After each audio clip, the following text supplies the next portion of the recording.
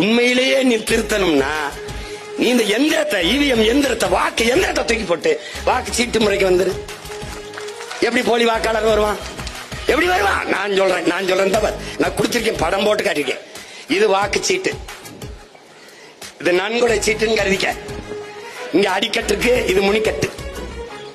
இந்த இடத்துல என் படம் இருக்கு, இங்கேயும் என் படம் இருக்கு, இங்க என் விவரம் எல்லாம் முகவரி எல்லாம் இருக்கு.